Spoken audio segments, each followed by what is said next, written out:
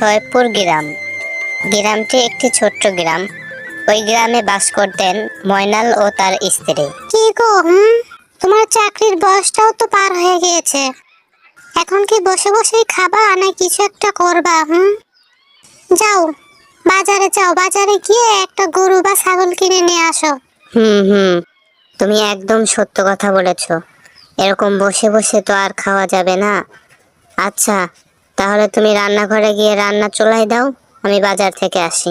এই বলে ময়নাল বাজারের দিকে রওনা হলো এবং সে ভাবতে থাকে বাজারে গিয়ে সে কি গরু বা ছাগল কিনতে পারবে। তারপরে সে বাজারের দিকে যেতে থাকে। হাঁটতে হাঁটতে ময়নাল বাজারে পৌঁছে যায় এবং একজনকে একটি পাখি নিয়ে দাঁড়িয়ে থাকতে দেখে। কি ব্যাপার মশাই, পাখি নিয়ে দাঁড়িয়ে আছেন যে? পাখিটি বিক্রি করবেন নাকি? হ্যাঁ হ্যাঁ ভাই, পাখিটি বিক্রি করব। আসলে মশাই, আমি এসেছিলাম একটা গরু বা ছাগল কিনতে। বাজারে এসে দেখছি কেউ নেই।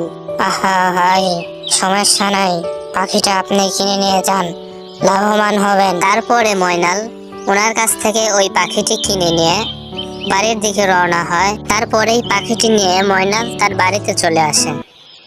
এই যে শুনছো, বাজারে গিয়ে তো গরু বা ছাগল পাই নাই, সেই জন্য এই পাখিটা কিনে নিয়ে এসেছি। দেখো কত সুন্দর পাখিটা। কি, তুই পাখি কিনে এনেছিস? আমি কি তোকে পাখি কিনে আনতে বলেছি? দূর হ, দূর হ এখান থেকে। আর এই পাখি নিয়ে তুই বের হ, আমার এই ঘর থেকে বের হ, বের হ বলছি। তারপরে ময়নাল ওই পাখিটি নিয়ে বাড়ি থেকে চলে যায়। টুনি টুনি টুনি টুনি আমার নাম, সামনে দেখো সাপ।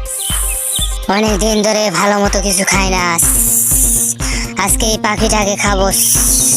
তুই পাখি খাবি না? দাঁড়া, পালাই পালাই। তারপরে ময়নাল পাখির সাথে জঙ্গলের ভিতর দিয়ে হাঁটতে থাকে এবং সামনে একটি বড় ভাল্লুক দেখতে পায়। কি রে বেটা, তুই কোথায় যাস?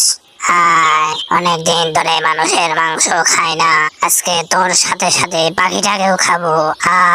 না, পাখিটা খাবেন না প্লিজ, এই পাখিটা অসহায়। জঙ্গল থেকে শিকারীরা তাকে শিকার করে নিয়ে গিয়ে তারা মানুষের কাছে বিক্রি করে দিয়েছে। সে এখন এতিম, আমি তাই তাকে ছাড়ার জন্য জঙ্গলের দিকে রওনা দিয়েছি। আমাদের খাবেন না প্লিজ। আচ্ছা যা, এবারের মতো তোকে ক্ষমা করে দিলাম, দ্বিতীয়বার যেন এই জঙ্গলের ভিতর তোদের না দেখতে পাই, যা। এই বলে ভাল্লুকটি সেখান থেকে চলে যায়। জয়নাল ও পাখিটি জঙ্গলের আরো গভীরের দিকে যেতে থাকে। টুনি টুনি, তুমি এখানে? আমি তোমাকে কত খুঁজেছি তুমি জানো না। সেই দিন ঝড়ের পর থেকে তোমাকে আর খুঁজে না পেয়ে আমি যে কিভাবে দিন কাটিয়েছি। ভাগ্য ভালো আজকে তোমার সাথে দেখা হয়ে গেছে। হ্যাঁ, আমিও তোমার জন্য অনেক কান্না করেছি, কিন্তু তোমাকে কোথাও খুঁজে না পেয়ে আমি অনেক কান্না করেছি। চলো চলো মা, আমি তোমার সাথে থাকবো।